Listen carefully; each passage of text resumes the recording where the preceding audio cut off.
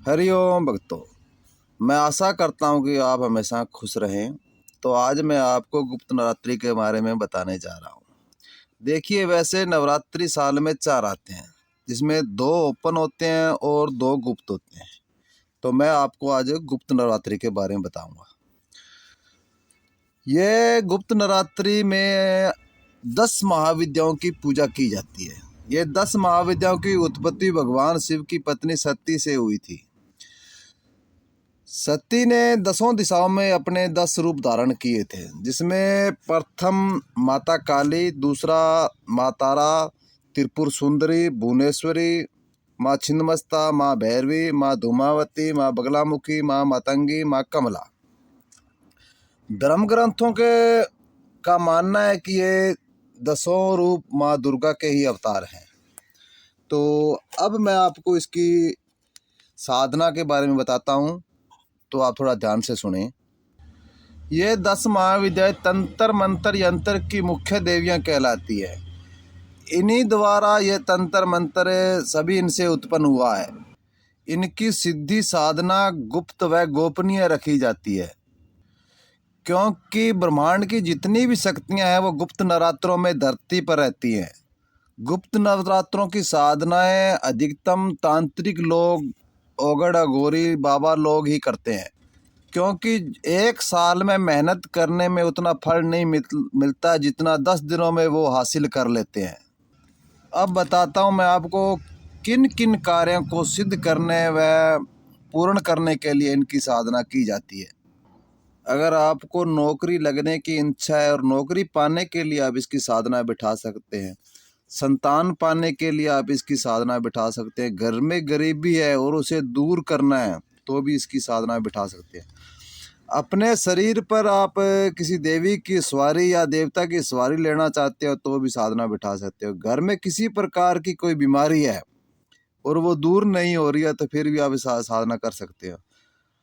अपना काम, कारोबार, व्यापार, दुकान को ठीक नहीं चल रही है और उसे आप अच्छी तरह से चलाना चाहते हो, उसे आगे बढ़ाना चाहो तो इसकी साधना आप बिठा सकते हो।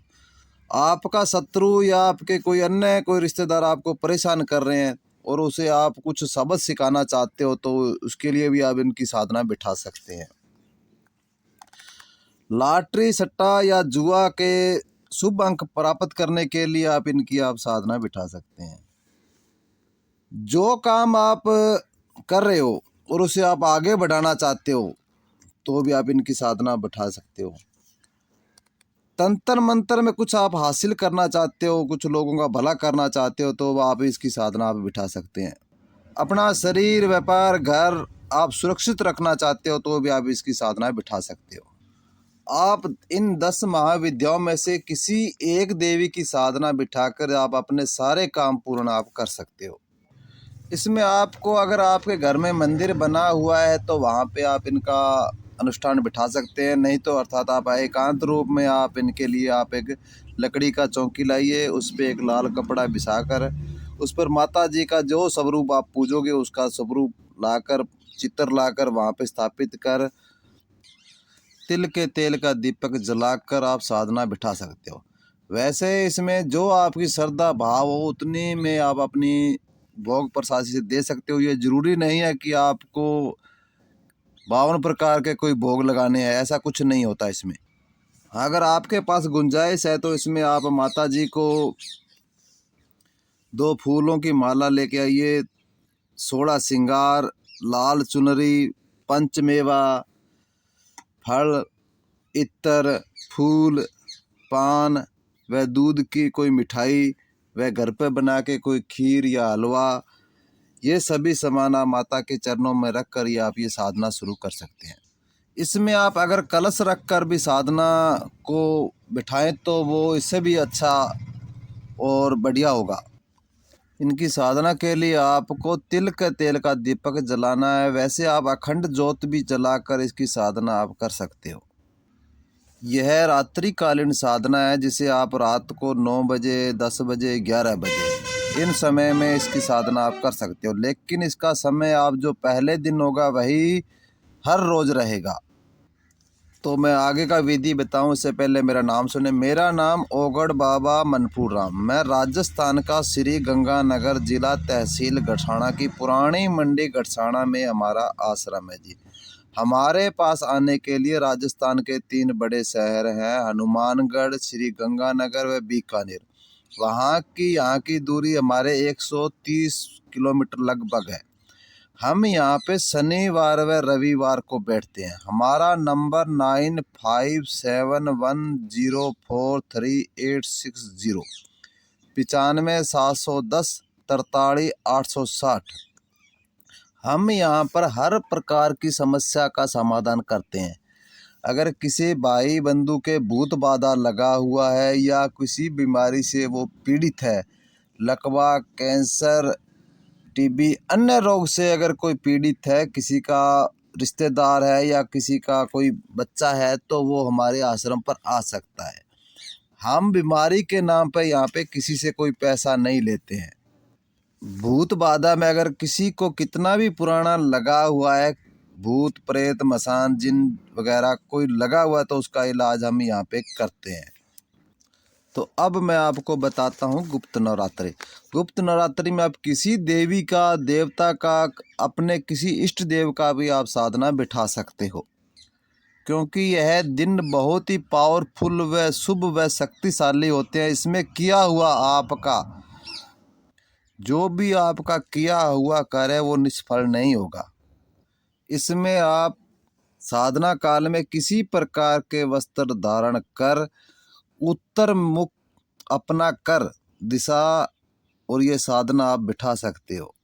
इसमें आपको साधना स्थल पर सोना है, वह संयम व ब्रह्मचारी का आपको पालन रखना होगा। झूठ व मजाक व पर नारी या पुरुष को आपको किसी प्रकार से छूना नहीं है। साधना काल में आपको रुद्राक्ष की माला का प्रयोग करना है। साधना पूर्ण होने के बाद में आपको कन्या पूजन के रूप में हलवा पूरी का भोग प्रसाद बनाकर कन्याओं को पूजन कर व उन्हें दक्षिणा के रूप में 10, 20, 50 रुपये देकर उनसे आशीर्वाद लेना है। उसके बाद में आप इसका हवन बिठा सकते हैं।